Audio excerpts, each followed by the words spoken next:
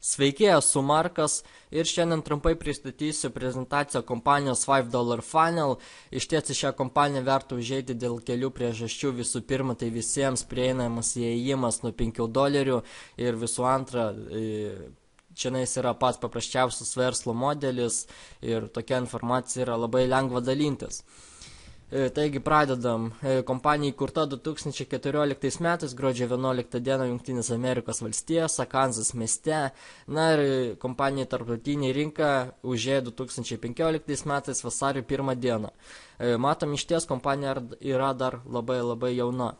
Na ir kompanijos įkūrėjai neslėpia savo tapatybių, tai du žinomi žmonės, Tomas Selis ir Bilas Ebertas, tai kaučeriai ir autoriai verslo treningų, turintis daugiau nei 20 metų patirties būtent darant verslą internete.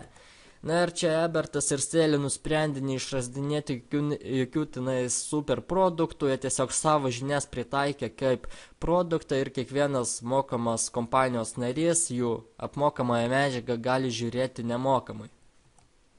Na ir kodėl verta pasitikėti kompaniją $5 Funnel, tai kaip ir minėjau, kompanijos įkūrėjai du žinomi žmonės. Visų antra, kompanija užregistruota Amerikoje, ne offshore. Žmonės, kurie daro investicijas internete, žino, kad kompanija užregistruota offshore. Iš ties tokia kompanija ilgai nedirba, tačiau $5 Funnel užregistruota Amerikoje ir dirba pagal Amerikos principus. Prie tokios kompanijos iš ties yra sunku prikibti. Na ir trečia, pinigų nešimas išvedimas vyksta per banko korteles, Payza ir PayPal.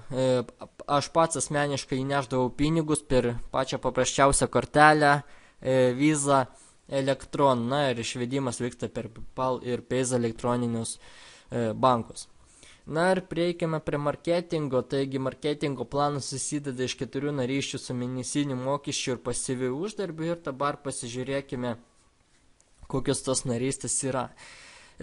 Pats minimaliausias tai $5, vadinasi greitas startas ir čianais turim, tai yra gaunam pinigus iš 5 lygių.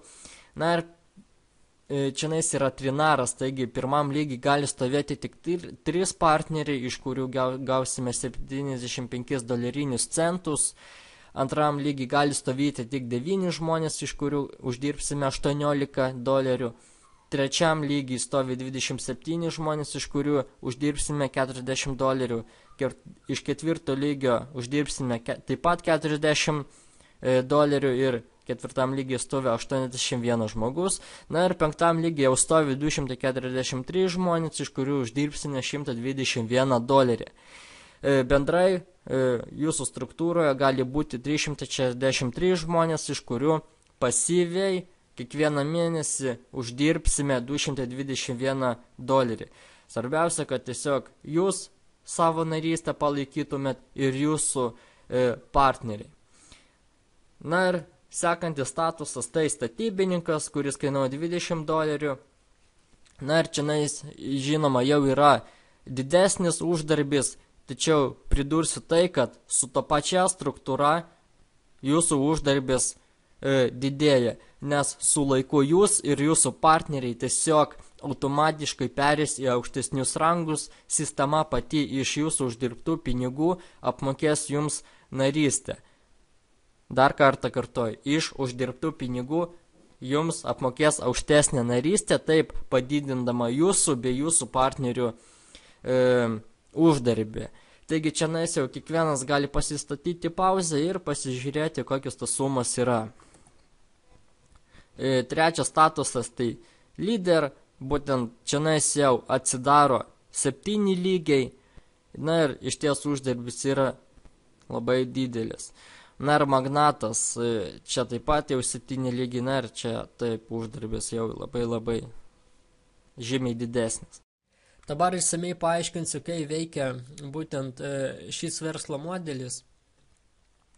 Įsivaizduokim, šis viršuje stovintis žmogus yra jūsų sponsorius, na ir jis pakviečia jūs ir jūs atsistojate jo pirmoje eilėje. Vėliau taip pat atsistoja Petras, Jonas. Na ir toliau jūsų sponsorius dirba aktyviai, na ir randa žmogų. tačiau jo pirma eilė yra užimta, todėl sistema automatiškai ieško laisvos vietos kitose eilėse. Na ir štai randa laisvą vietą jūsų struktūroje, būtent sponsoriaus antroje eilėje ir pastato jį čianais. Būtent šis žmogus taip atsiranda jūsų struktūroje ir taip uždirbdamas jums ir jūsų sponsorių pinigus. Na ir toliau, jeigu rastų sponsorių žmogų, šis žmogus atsistotų po jumis antroje vietoje. Tačiau galite paklausti, o kodėl būtent čianais žmonės atsistoja? Nes čia yra du variantai. Arba Petras ir Jonas dirba aktyviai, arba kiti sponsoriai, kurie stovi virš jūsų sponsoriaus, dirba aktyviai ir taip šie žmonės patenka į jų struktūras. Tai būtent čianais yra tokia galimybė uždirbti nieko nedarant, tačiau šis būdas yra kur kas lėtesnis ir neefektyvesnis. Na ir jeigu jūs taip pat dirbate aktyviai, jūs užpildote savo struktūrą bei savo partnerių struktūrą. Taigi čia komandinis darbas išties labai daug ką reiškia. Na ir taip pat labai svarbus momentas, kiekvieno mėnesio gale vyksta kompresija. Matom tokias rodiklės, čianais būtent žmonės pakyla aukštyn į vietas tų, kurie tiesiog neapmokėjo savo narystę. Tai būtent kiekvienas žmogus turi 30 dienų pabandymų ir jeigu per 30 dienų savo narystę neapmoka, jis tiesiog tampa neaktyvus ir vietoj jo atsistoja aktyvų žmonės. Tai matom, visi pasikelia aukštyn, taip sudarydami kompresiją ir maksimalizavę kitų narių uždarbį. Tai manau, aišku, kaip dirba šis verslo modelis. Na ir pas mus kompanijoje yra toks nedidelis grafikas, būtent kiekvieno mėnesio dieną 1, 7, 14, 21 dieną vyksta komisinė, tai būtent jums yra užskaitamas uždarbis nuo jūsų žmonių. Išvedimas į PayPal ir Payza vyksta kiekvieno mėnesio 3, 9, 16, 23 dieną. Na ir pinigų gavimas tai kiekvieno mėnesio 6, 13, 20, 28 dieną vyksta. Taip pat rekomenduočiau atsižvelgti į Amerikos ir Lietuvos laiką. Na ir čia įdėjau kelių jau partnerių čekius, būtent čia jau tokie stambesni čekiai, kuriuos jau būtent žmonės įsivedė. Na ir nelauk, pradėk veikti jau dabar, tiesiog tau reikia susisiekti su žmogumi, kuris davė šią informaciją, paprašyti registracijos nuorodas ir užsiregistruoti, 3, apmokėti kurią nors narystę, na ir 4, dalinti šią nuostabią informaciją su kitais ir uždirbti dar greičiau ir dar daugiau.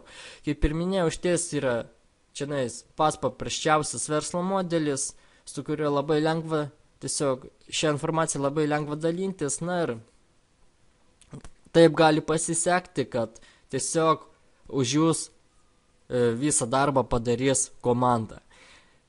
Tai, kad su jumis buvo Markas, linkiu didelių čekių, ate.